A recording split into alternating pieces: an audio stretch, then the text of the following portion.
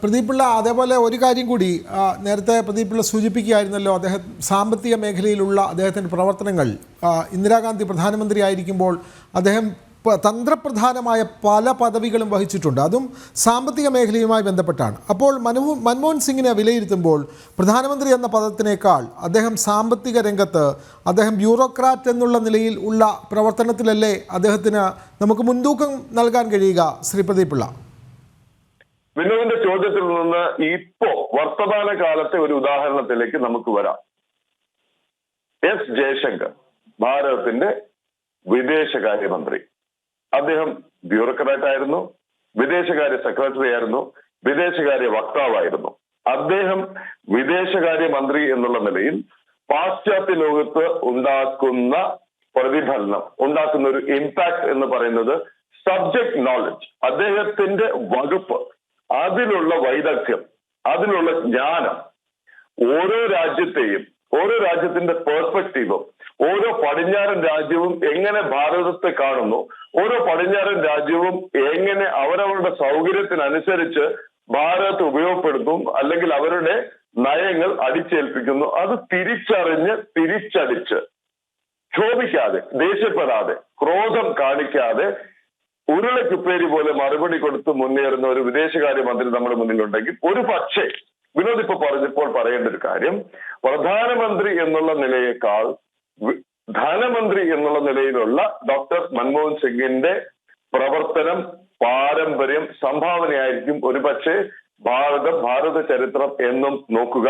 ഓർക്കുക, തുടർന്ന് വന്ന സർക്കാർ രാഷ്ട്രീയ വ്യത്യാസം വന്ന, രാഷ്ട്രീയ ചേരിതിരിവും അഭിപ്രായ വ്യത്യാസവും മറന്ന് അദ്ദേഹത്തിന്റെ പല നടപടികളെയും പുതിയ തലത്തിലേക്ക്, പുതിയ കാലത്തിലേക്ക് അഡാപ്റ്റ് ചെയ്തു എന്നുള്ളതിൽ ആണ്. അത് ഒരു കേവലം ജിമ്മിക്ക്, അതല്ലെങ്കിൽ ഒരു സിംബോളിക് ആക്ട് അല്ല. അദ്ദേഹം തുടങ്ങി വെച്ച ചിലതിൽ ചില സൂചനകളുണ്ട് എന്ന് തിരിച്ചറിയാനുള്ള രാഷ്ട്രീയ ബുദ്ധിയും ദീർഘവീക്ഷണവും തുടർന്ന് വന്ന സർക്കാരുകൾക്ക് നേതൃത്വത്തിനുണ്ടായി എന്നുള്ളത് ഒരു ഭാഗത്ത് നിൽക്കുമ്പോൾ തന്നെ, ധനമന്ത്രിയായി അദ്ദേഹത്തെ നിയോഗിച്ച PV നരസിംഹറാവുവിനെ ആദ്യം അഭിനന്ദിക്കണം. ധനമന്ത്രി എന്നുള്ള നിലയിൽ അതുവരെ ഉണ്ടായിരുന്ന സകല കൺവെൻഷനും, അതുവരെ ഇവിടെ ഉണ്ടായിരുന്ന ചില കീഴ്വഴക്കങ്ങൾ, ചില മുൻവിധികൾ, ഇതൊക്കെ പാടെ തകർത്തെറിഞ്ഞുകൊണ്ട്, ഒരുപക്ഷെ സിനിമയിലൊക്കെ കാണുന്നത് പോലെ ഒരു രാഷ്ട്രീയ നേതൃത്വത്തിനും ഒരു രാഷ്ട്രീയ ചട്ടക്കൂടിനും ഒതുങ്ങാത്ത രീതിയിലുള്ള വേറിട്ട വഴിയിലൂടെ ഒരു സഞ്ചാരം, അതിലേക്കാണ് ഭാരതത്തെ ഡോക്ടർ മൻമോഹൻ സിംഗ് എന്നുള്ള ധനമന്ത്രി നയിച്ചത്. അതിൽ ഒരു പക്ഷേ രാഷ്ട്രീയത്തിൽ, ഭരണതലത്തിൽ ഡോക്ടർ മൻമോഹൻ സിംഗിന് പിന്തുണ നൽകിയത്, പിൻബലം നൽകിയത്, ധൈര്യം നൽകിയത് ഒരു പക്ഷേ PV നരസിംഹറാവു മാത്രമായിരിക്കാം. PV നരസിംഹറാവു എന്നുള്ള രാഷ്ട്രീയ ചാണക്യന്റെ ഒരു പക്ഷേ അന്നത്തെ അദ്ദേഹത്തിന്റെ ബുദ്ധിയിൽ നിന്ന് ഉദിച്ച ഒരു ചോയ്സ് ആണ് ചീഫ് എക്കണോമിക് അഡ്വൈസർ, സാമ്പത്തിക വിദഗ്ധൻ, റിസർവ് ബാങ്ക് ഗവർണർ, ഭാരതത്തിന്റെ സാമ്പത്തിക അവസ്ഥയും ലോകത്തിന്റെ സാമ്പത്തിക അവസ്ഥയും സമ്പദ്ഘടനയുടെ പോക്കും അന്ന് നിലവിലുണ്ടായിരുന്ന സാമ്പത്തിക നില പരിഗണിച്ച് എങ്ങനെ ഭാരതത്തെ ശക്തിപ്പെടുത്താനാകും. കാരണം ഒരല്പം പിന്തിരിഞ്ഞ് നോക്കിയാൽ നിക്ഷേപമായി, റിസർവായി ഉണ്ടായിരുന്ന സ്വർണം വരെ പണയം വച്ച ഒരു കാലഘട്ടം ഉണ്ടായിരുന്നു. ഈ ചന്ദ്രശേഖർമാർ പ്രധാനമന്ത്രി ആയിരുന്ന കാലത്ത് മാസം തുറവും പ്രധാനമന്ത്രിമാർ മാറിക്കൊണ്ടിരുന്ന ഒരു കാലഘട്ടം നമുക്കുണ്ടായിരുന്നു. ചന്ദ്രശേഖർ, ഗുജറാൾ, ഇങ്ങനെ ചരൺ സിംഗ്, ഇങ്ങനെ മാസം പ്രധാനമന്ത്രി മാറിക്കൊണ്ടിരുന്ന ഒരു കാലഘട്ടത്തിൽ ഇവിടെ നമുക്ക് നമ്മുടെ കരുതലായി വെച്ചിരുന്ന സ്വർണമടക്കം പണയം വച്ച് ദൈനംദിന ചെലവ് നടത്തേണ്ട അവസ്ഥയിൽ എത്തിയിരുന്ന ഭാരതത്തെ മുന്നോട്ട് നയിക്കുന്നതിൽ PV നരസിംഹറാവു കണ്ടെത്തിയ ഏറ്റവും വലിയൊരു ആയുധം, ഒരു വജ്രായുധമായിരുന്നു ഡോക്ടർ മൻമോഹൻ സിംഗ്. അപ്പോൾ ധനമന്ത്രി എന്നുള്ള നിലയിലുള്ള ഡോക്ടർ മൻമോഹൻ സിംഗിന്റെ സംഭാവനകൾ, നേട്ടങ്ങൾ, അദ്ദേഹത്തിന്റെ പ്രവർത്തന പാരമ്പര്യമാണ് വിലയിരുത്തപ്പെടേണ്ടത്.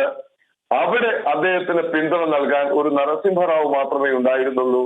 അദ്ദേഹത്തെ കേവലം ഒരു ഗതികേടിൽ നിന്ന്, അല്ലെങ്കിൽ ഒരു നിവൃത്തികേടിൽ നിന്ന്, അല്ലെങ്കിൽ ഒരു കെണിയിൽ നിന്ന് രക്ഷപ്പെടാൻ വേണ്ടി അദ്ദേഹത്തെ പ്രധാനമന്ത്രിയാക്കിയെങ്കിലും അന്നത്തെ രാഷ്ട്രീയ നേതൃത്വം, അന്നത്തെ പാർട്ടി ഹൈക്കമാൻഡ്, അന്നത്തെ പാർട്ടി അധ്യക്ഷ അന്നത്തെ പാർട്ടി കുടുംബം അദ്ദേഹത്തോട് നീതി പുലർത്തിയോ എന്നുള്ള ചർച്ച വേണം തുടർ ദിവസങ്ങളിൽ നടക്കാൻ. എന്തായാലും ഒരു കാര്യം ഉറപ്പാണ്, അദ്ദേഹത്തെ ട്രോൾ ചെയ്ത്, അദ്ദേഹത്തെ പരിഹസിച്ചത്, അദ്ദേഹത്തെ ആക്ഷേപിച്ചത് അദ്ദേഹത്തിന്റെ മൗനത്തിന്റെ പേരിലായിരിക്കാം.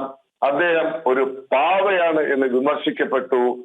അദ്ദേഹത്തിന്റെ യഥാർത്ഥ കഴിവുകൾ, അദ്ദേഹത്തിന് യഥാർത്ഥത്തിൽ തനത് രൂപത്തിൽ അദ്ദേഹത്തിന്റെ സ്വാതന്ത്ര്യമനുസരിച്ച് അദ്ദേഹം ഉദ്ദേശിക്കുന്ന ശൈലിയിൽ, രീതിയിൽ രാജ്യം ഭരിക്കാൻ, രാഷ്ട്രത്തെ മുന്നോട്ട് കൊണ്ടുപോകാനുള്ള സ്വാതന്ത്ര്യം അദ്ദേഹത്തിന് ലഭിച്ചിരുന്നു എങ്കിൽ ഒരുപക്ഷെ പ്രധാനമന്ത്രി എന്നുള്ള നിലയിൽ അദ്ദേഹത്തെ വേറിട്ട രീതിയിൽ മറ്റൊരു ഭാവത്തിൽ നമുക്ക് വിലയിരുത്താമായിരുന്നു. നിർഭാഗ്യവശാൽ അത് ഉണ്ടായില്ല.